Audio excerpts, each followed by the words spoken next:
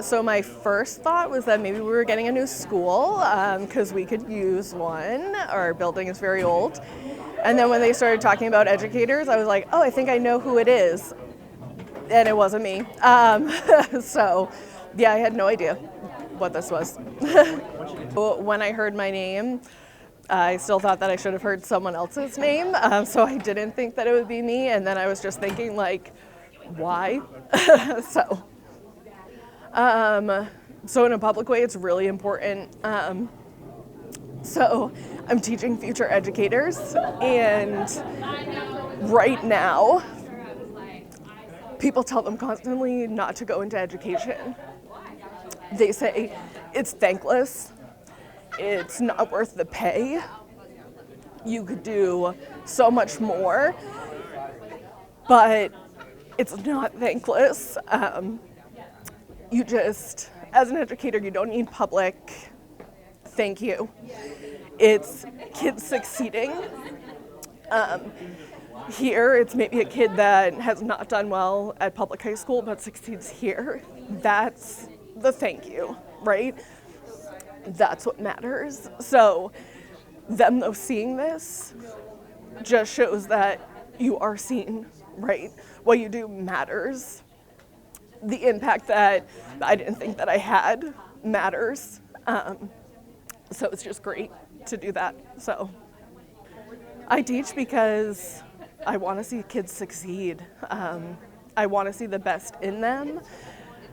I want them to know that what they're good at matters, right? So not everyone is good at everything, but they're good at something. So what are you good at and how can we help that grow?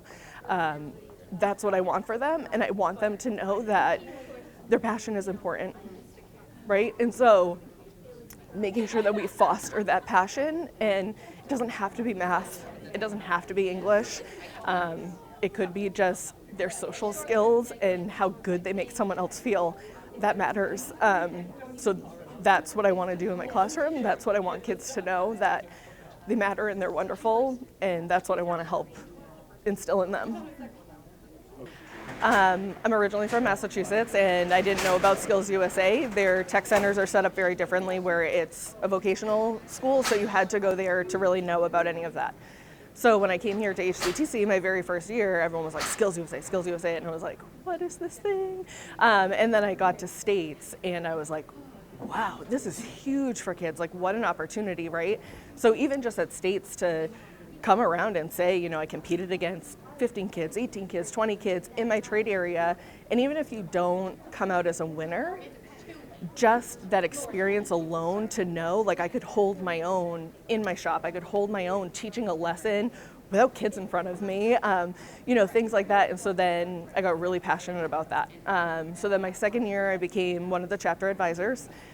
And now I actually am the vice chair of the Skills USA main board at this point, because it really just shows kids that the trades matter. They're very important here. What Skills USA offers to students is not just, you know, they do get scholarships, sometimes they get equipment, but it's really that leadership and that confidence that instills in them that you're good at what you do, right? Be proud of what you do. Be proud that you can say that I know a trade. Be proud that you're maybe only 15 and competing in front of all of these people. And then especially for our students here, I mean, our students work so hard, and so do the other staff members to prepare their students. And they do really well. Like, if you walk down the hallways, you see all of our banners, right? They do so well, and they then are rewarded for that, and they're acknowledged, and trades matter. And that's really what Skills is out there to show, is that trades matter.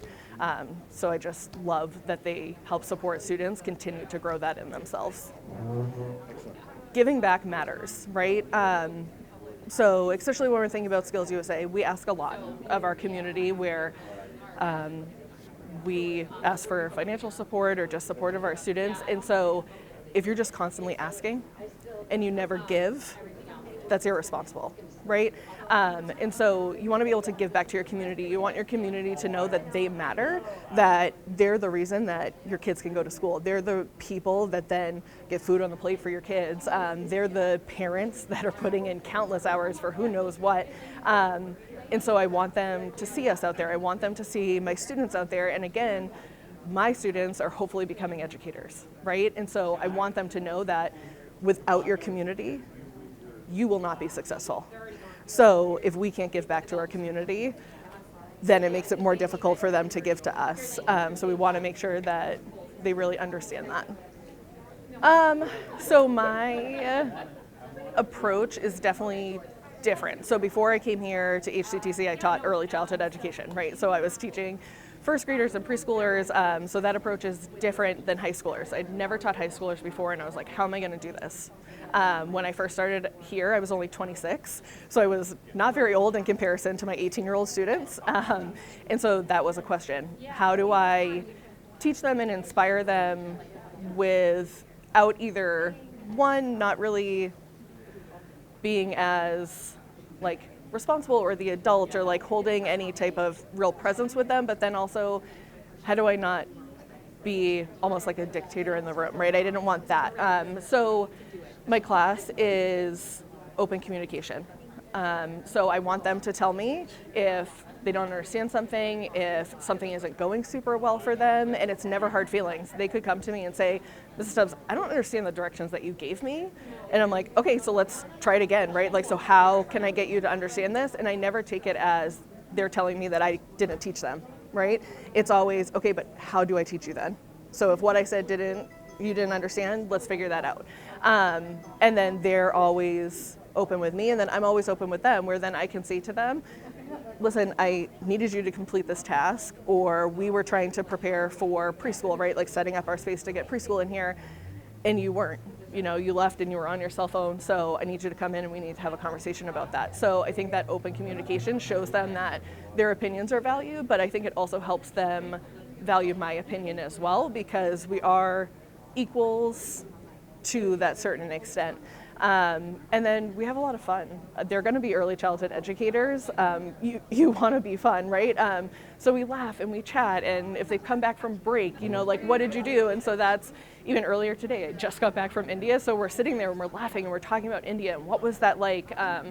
Because of course my students here in down East Maine are probably not really going to travel to India, right? So we talk about it and I show them pictures and we talk about the experience and what is that like. So they feel that connection. They understand that it's not hidden. I'm not just some, you know, random adult that they have to sit and stay with for 2 hours. We do get those connections, and then they come in and they say, you know, my family visited, or we were doing this and that. And so we didn't get to talk about what they did for their Thanksgiving vacation, because then we came down to this. And so, yeah, I think that open communication and having that equal understanding and respect of each other really helps my class engage.